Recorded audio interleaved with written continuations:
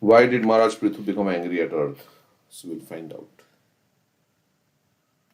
We'll read a few verses, then we'll read about Chaitanya Mahaprabhu.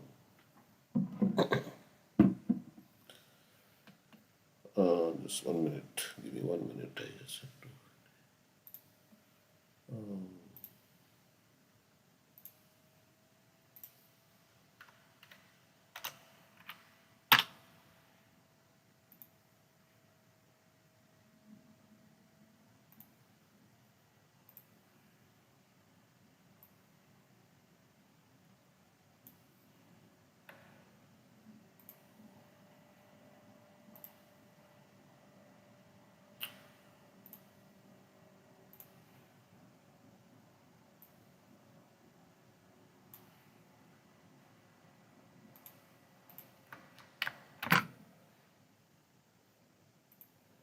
Okay.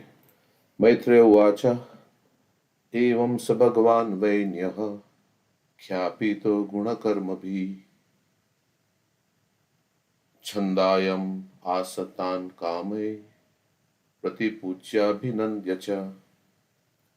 The great sage Maitreya continued, in this way the reciters who were glorifying Maharaj Prthu readily described his qualities and chivalrous activities. At the end, Maharaj Prthu offered them various presentations with all due respect and worshipped them adequately. Okay, so previous chapter was glorification of Prthu Maharaj by professional reciters, and Maharaj Prthu then gave them gifts and worshipped them. King Prthu thus satisfied and offered all respect to all the leaders of the Brahmanas and other castes, to his servants, to his ministers, and to the priests, citizens, general countrymen, people from other communities, admirers and others, and thus they all become happy. So King Prthu even offered respects to his servants, ministers, priests, everybody, and they were very happy. Vidura inquired from the great sage Maitreya, my dear Brahmana, since Mother Earth can appear in different shapes, why did she take the shape of a cow? And when King Prthu milked her, who became the calf? And what was the milking pot? This seems like a little allegorical. Or since Mother Earth became a cow, Prthu Maharaj milked the cow. And where did the milk was collected? What was the milking pot? The surface of the earth is by nature low in some places and high in others. How did King Prthu level the surface of the earth? And why did the king of heaven Indra steal the horse meant for sacrifice? So previously Vidura has heard about Prthu Maharaj, how the Sanat Kumar came and how Indra stole the sacrificial horse. So now he's asking all these questions. Why it happened like that? The great saintly king Maharaj Prthu received knowledge from Sanat Kumar, who was the greatest Vedic scholar. After receiving knowledge to be applied practically in his life, how did the saintly king attain his desired destination? Okay, so purport by Srila Prabhupada. So how did King Prthu apply the teachings of Sanat Kumar, and how did he go back to Godhead, whatever, his desired destination? There are 4 Vaishnava Sampradayas, systems of disciplic succession. One Sampradaya comes from Lord Brahma, one comes from the goddess of fortune, one from the Kumaras headed by Sanat Kumar, and one from Lord Shiva. These 4 systems of disciplic succession are still going on. As King Prthu has illustrated, one who is serious about receiving transcendental instruction, Vedic knowledge, must accept a guru or spiritual master in one of these 4 disciplic successions.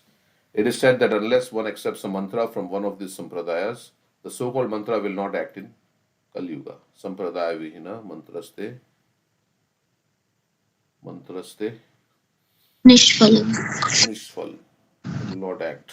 So we cannot concoct a mantra. Mantra has to come in a bona fide disciplic succession. Many sampradayas have sprung up without authority and they are misleading people by giving unauthorized mantras. The rascals of these so-called sampradayas do not observe the Vedic rules and regulations. Although they are addicted to all kinds of sinful activities, they still offer the people mantras and thus mislead them. Intelligent persons, however, know that such mantras will never be successful, and as such, they never patronize such upstart spiritual groups. People should be very careful of these nonsensical sampradayas to get some facility for sense gratification. Unfortunate people in this age receive mantras from these so-called sampradayas. Prithu Maharaj, however, showed by his example that one should receive knowledge from bona fide sampradaya. Therefore, Maharaj Prithu accepted Sanat Kumar as his spiritual master. So everything we hear should come in a bona fide disciplic succession. Mantras and everything, all the knowledge and everything. Okay, any comments? Okay, if not, then we'll go to the next verse. Prithu Maharaj was a powerful incarnation of Lord Krishna's potencies. Consequently, any narration concerning his activities is surely very pleasing to hear, and it produces all good fortune. As far as I am concerned, I am always your devotee, as well as a devotee of the Lord who is known as Adhokshaja. Please therefore narrate all stories of King Prithu, who in the form of the son of King Vena milked the cow-shaped earth. So yesterday we were talking, or day before that, how the activities of the devotee are as good as the activities of the Supreme Personality of Godhead. So it is very pleasing to hear about Prithu Maharaj. Vidura is saying to Maitreya, who is a Shaktavesh avatar. So I am your devotee. Vidura is saying to Maitreya, I am your devotee, as well as devotee of the Supreme Lord. And who is Vidura actually? Yamraj. Yamraj actually has the thankless task of punishing all the sinful living entities. So why did he come as Vidura? Because wanted to he wanted to preach about the glories of the Lord because he had no opportunity. Prabhupada writes in one of the purports that Yamaraj came as Vidura. Of course, there is a story about how he was cursed and like that, but that was external. Actually, Yamaraj wanted to preach because all the time he has to do the task of punishing and all these things. So he wanted to preach. In one purport he writes, right? Do you remember the purport? In the one of the purport Prabhupada. So here it is. No? Here it says, Prabhupada says, Vidura is the incarnation of her. Okay, became a Shudra. Okay.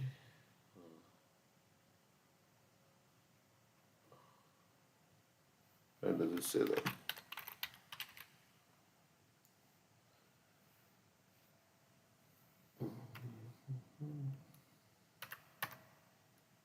Yeah, here. Yamaraj. Yamaraj is always busy in his plutonic kingdom, punishing the doers of sinful acts. Yamaraj is deputed by the Lord to a particular planet, some hundreds of thousands of miles away from the planet of Earth, to take away the corrupt souls after death and convict them in accordance with their respective sinful activities. Thus, Yamaraj has very little time to take leave from his responsible office of punishing the wrongdoers. So he's very busy in punishing. There are more wrongdoers than righteous men. Therefore, Yamaraj has to do more work than other demigods, who are also authorized agents of Supreme Lord. But he wanted to preach the glories of the Lord. Therefore, by the will of the Lord, he was cursed by Manduk Muni to come into the world in the incarnation of Vidur and work very hard as a great devotee. So he wanted to, that was also service, and this is also service, but he liked this service. So,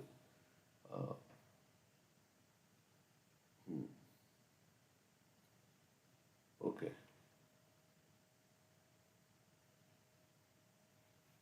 Yes, that's okay. So next verse we'll read.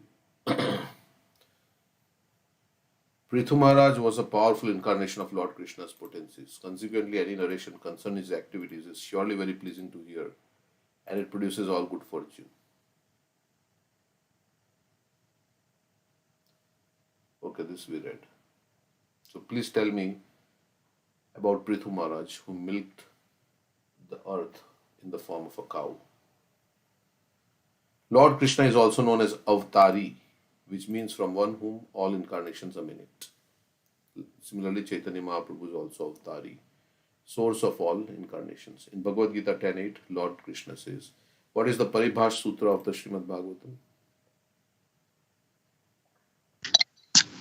इन्द्रारिवाकुलं लोके मृत्यन्ति युगे युगे Ete chan shakala pumsam Krishnastu Bhagavan Swayam Indrari Vyakulam Loke Hridayanti Yuge Yuge. Yeah.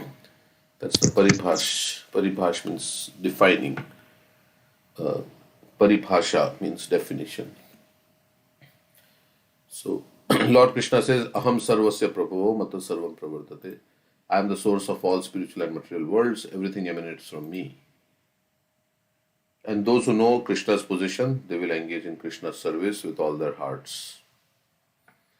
So, we can only say, Krishna is God, but we can say Krishna is God. But to the degree we realize this, then I will surrender to Krishna's service. I will always be engaged in Krishna's service with my life, wealth, words like that. Prana, Artha, Dhiya, Vacha. Thus, Lord Krishna is the origin of everyone's appearance. As far as this material world is concerned, Lord Brahma, Lord Vishnu, and Lord Shiva are all emanations from Krishna. They are all, what kind of avatars are this? Coming up, गुण अवतार Guna avatar.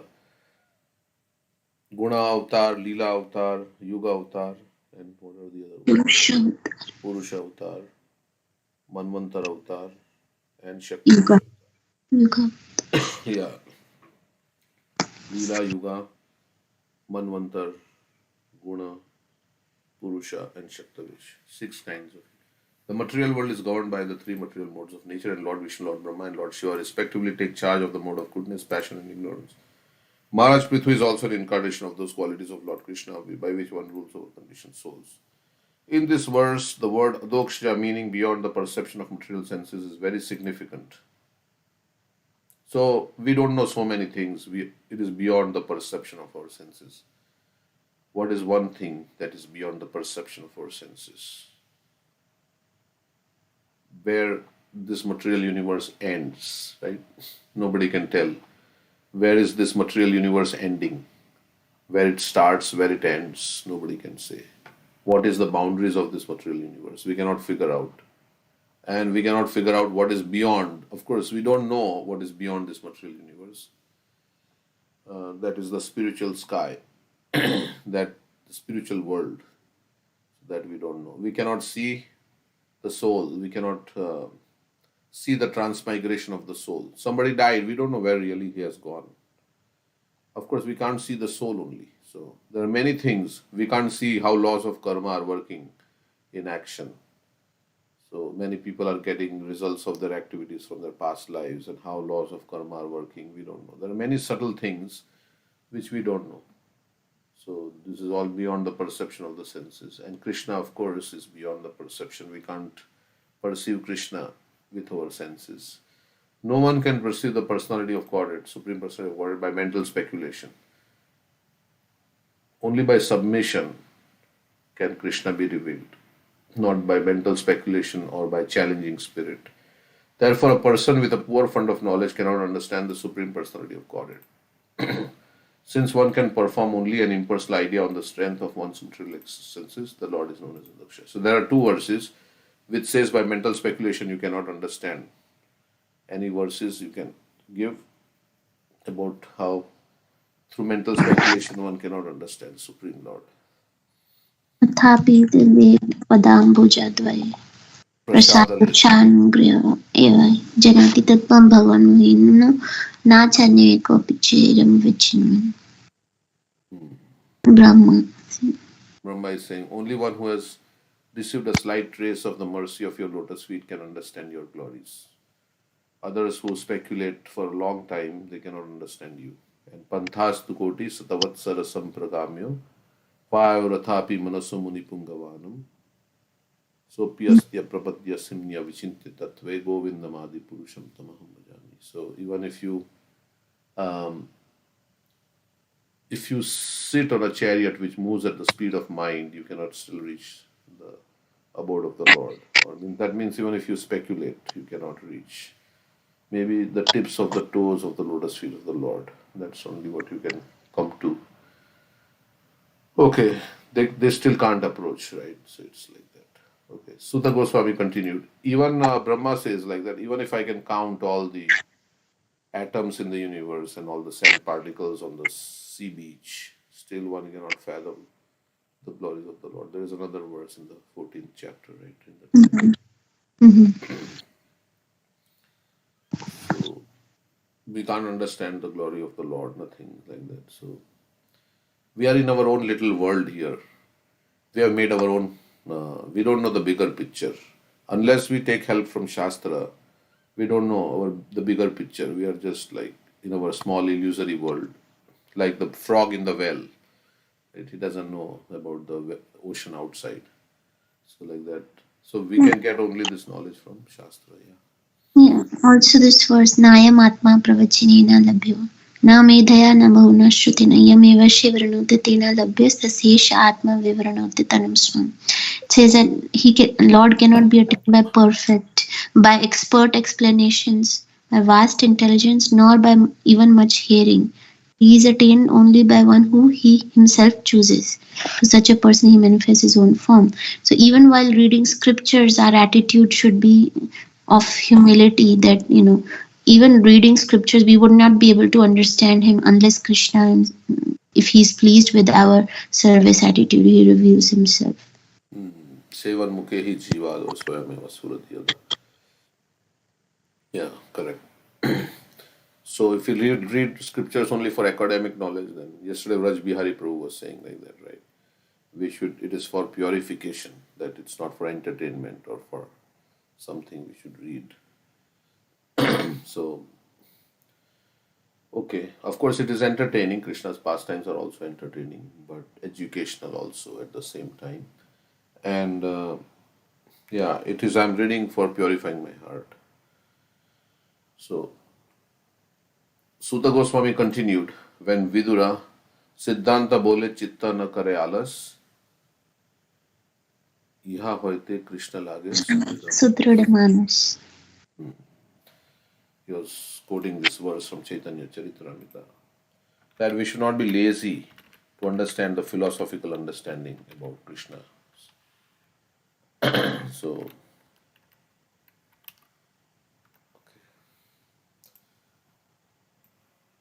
this is the verse. Siddhanta boliya chitte na kara alas. Alas means laziness. Iha hoite Krishna lage sudhrida manas. A sincere student should not neglect the discussions of such conclusions, and considering them controversial, for such discussion strengthens the mind. Thus one's mind becomes attached to Sri Krishna. Okay. Talk of Sri Krishna Katha or topics about Lord Krishna or his incarnations is spiritually so inspiring that the reciter and hearer are never exhausted. Okay, Sutta Goswami continued. When Vidura became inspired to hear of the activities of Lord Krishna in his various incarnations, Maitreya also, being inspired and being very pleased with Vidura, began to praise him.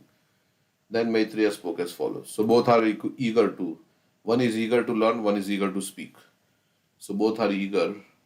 So in such an audience, when teacher is very eager to teach and the student is very eager to learn, then there can be transmission of knowledge and it becomes very joyful experience. If either of them is not very eager or is not qualified, then it doesn't work. So here both are very. Talk of Krishna Katha or topics about Lord Krishna or his incarnations is spiritually so inspiring that the reciter and hearer are never exhausted. That is the nature of spiritual talks. So they are going on, and what the example is Parikshit Maharaj. He is not eating, not sleeping, not drinking. He is hearing, absorbed in hearing Krishna Katha. And Sukdev Goswami also is not eating, hearing, drinking.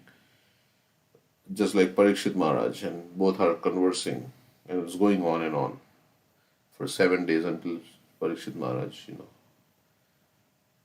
left the world. We have actually seen that one can never become satiated by hearing the conversation between Vidura and Maitreya. Both of them are devotees, and the more Vidura inquires, the more Maitreya is encouraged to speak. A symptom of spiritual talks is that no one feels tired. Whereas material talks also, after some time, you feel tired. You change the topic because it is not satisfying. Of course, people talk about sports and politics. You can talk and talk about history for hours and hours together. But at the end of it, yeah, it's not satisfying to the heart. And you get nothing.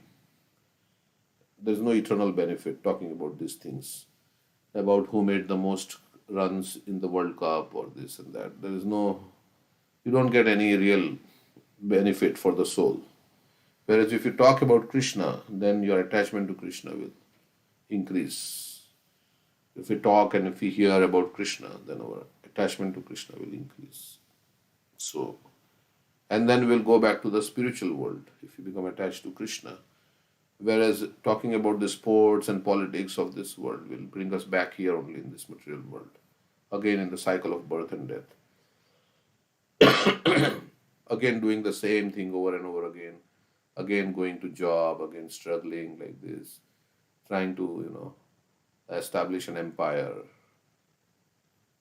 trying to establish a comfortable material situation, and then again getting diseases and going to the hospital, and it is going on like that. So there is no benefit, real benefit. A symptom of spiritual talks is that no one feels tired. Thus, upon hearing the questions of Vidura, especially if you are very spiritually advanced, then thus upon hearing the questions of Vidura, the great sage Maitreya did not feel disgusted, but rather felt encouraged to speak at greater length. And Parikshit Maharaj was not sleeping also. He was in rapt attention. He was hearing Shukdev Goswami. And there was an urgency also because he had only 7 days left. So it was like, he was absorbing every word that Shukdev Goswami was speaking. So, like when there is danger coming up, then you become very attentive. I was giving the example that when you are in the plane and when they make announcements, when you are on the ground before takeoff, they make announcements. This is what you should do. This is in the case of an emergency, this will happen. And then you first put on your mask and then help others and so many things. And you're not paying attention because you've probably heard it many times. And we never think we have to do all these things. All these things may not be necessary because we have traveled so many times, and many times, there was no emergency, nothing like that. So we just ignore it. But when you're in the plane, 35,000 feet in the air, and something happens and they make announcement, then you want to hear everything what they are saying because it's going to affect, it's an urgent situation. So similarly, in life, when there is urgency, then you become absorbed.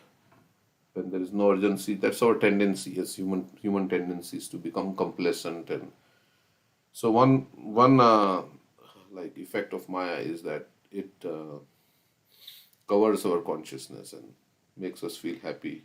Avaranatmika Shakti, like pig also. Indra is a pig. So we don't realize how important time is and how I'm here only for a few short years. So we don't take this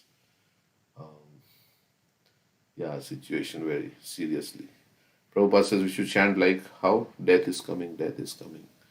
So, so then we will not fall asleep, we will not look at our phone. If we have very short time, somebody says today only is your last day. So then we'll just chant very nicely. So it doesn't happen like that because we think, it's not going to be. So Maitreya Vacha, okay. The great sage Maitreya continued, my dear Vidura, at the time King Prthu was enthroned by great sages and brahmanas and declared to be the protector of citizens, there was a scarcity of food grains. So King Vena was ruling, and probably that's why there was no supply of. He was very sinful. So there was scarcity. People were not getting food. The citizens actually became skinny due to starvation. Therefore, they came before the king and informed him of the real situation. So any problem they have, they go to the king. Information is given here in concerning the selection of king by the brahmanas.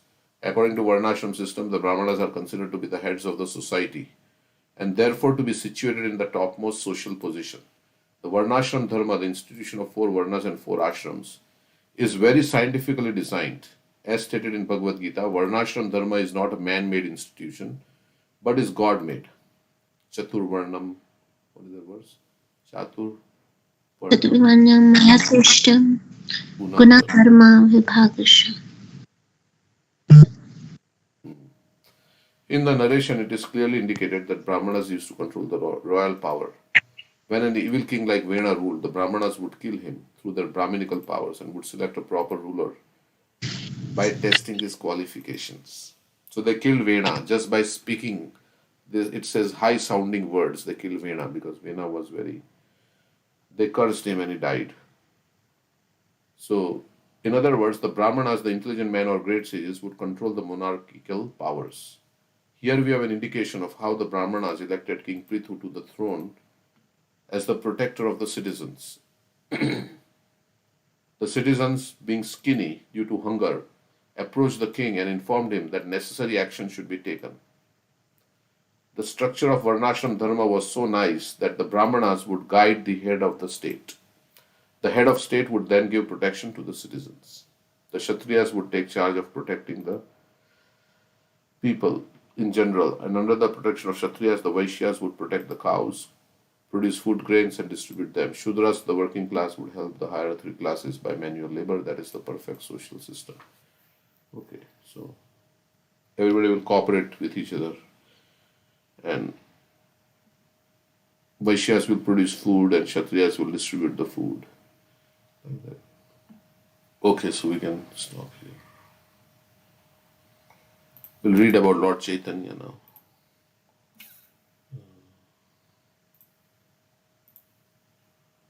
Anybody before that like to say anything?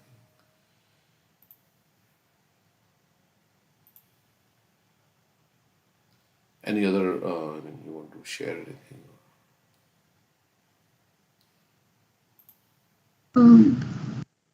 Yeah, I want to sing this Sachi Sutta Ashtakam, but only 4 verses. Yeah.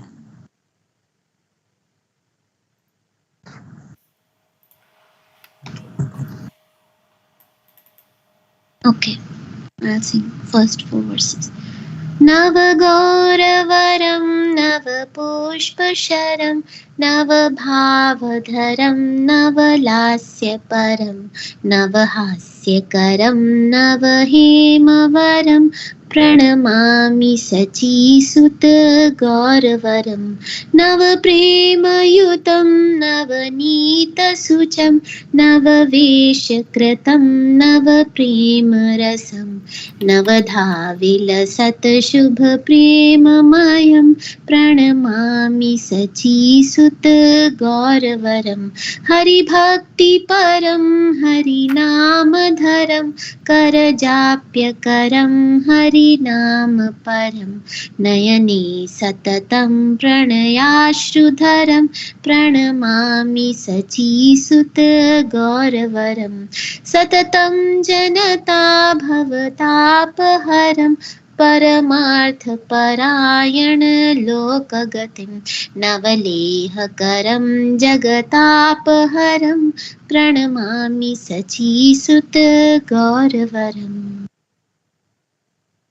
Translation. His complexion is the hue of fresh cream tinged with kumkum. He is ever fresh Cupid who shoots arrows of newly blossoming flowers. He bears newer and newer moods of emotional ecstasies. He is fond of performing novel dances. He makes ever new jokes that cause much laughter. His brilliant luster is like freshly cast gold. I bow down to Gora, the beautiful son of Mother Sachi. He is endowed with ever-fresh love of Godhead. His radiant luster is like the color of fresh butter. His fresh attire is arranged in ever-new fashions. He relishes ever-new mellows of love for Krishna. He shines in ninefold new ways. While executing the ninefold process of devotion, he is permeated with a most auspicious loving nature. I bow down to Gora, the beautiful son of Mother Sachi. He is absorbed in devotion to Sri Hari. He maintains the chanting of the names of Hari. While chanting, he counts the holy names on the fingers of his hands. He is addicted to the name of Hari. He always has tears of love welling in his eyes. I bow down to Gora, the beautiful son of Mother Sachi. He's always he is always removing the suffering of material existence for mankind. He is the goal of life for persons who are addicted to their supreme interest. He inspires men to become like honey bees, eager for the honey of Krishna Prem. He removes the burning fever of the material world. I bow down to Gaura, the beautiful son of Mother Sachi. So Chaitanya Mahaprabhu is Krishna in the complexion and mood of Srimati Radharani. So that's why he's so beautiful. And that is one of his weapons, right? Holy name is one weapon and his beauty is another weapon, because whoever sees the beautiful form of Chaitanya Mahaprabhu starts chanting the holy name. Whoever Chaitanya Mahaprabhu touches also, like that fisherman or washerman he touched, he became mad in ecstasy for love for Krishna. And he's always absorbed in chanting the names of Krishna, and he's counting on his fingers, and he's addicted to the name of Krishna, always is crying. And he's removing the suffering of the material world by giving everybody the holy name. That is his merciful incarnation. And he's giving the best, the conjugal love for Krishna. Anything would you like to add? Nice. Actually, Sarvabhauma Bhattacharya has a thing that He has 1,000 names or 100 names. 100 verses, I think, glorified. 100 verses. There's a book there. I don't know, I had that book, but I have to search. Sataka. Maybe it's online also. So, Oh, yeah, it is there. Oh, no. Sachitanaya Ashtakam. No, Shatakam is not. Sarvabhauma Shatakam, I think there's a book like that. 100 verses. Yeah, 2 of the verses are in Chaitanya Charitamrita, right? Vairagya Vidya Nija. Vairagya Vidya Nija Bhakti Yoga. Kalam Nashtam. Bhakti Yogam Nija Yoga. Pradushkartam Shri Krishna Chaitanya. What is that verse? Avirbhutastasya padaravinde gadam gadam liyatam chitta. Let my consciousness be like that honey bee, taking shelter at the lotus feet of Supreme Personality of Godhead, who has just appeared as Sri Krishna Chaitanya Mahaprabhu to teach the ancient science of devotional service to himself. The system has almost been lost due to the influence of time.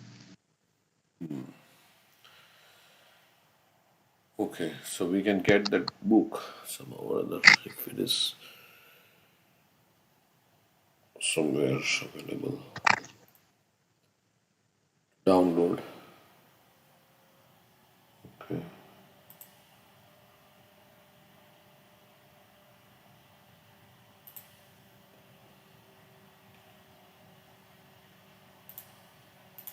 There's an e-book. Let me see if I can get.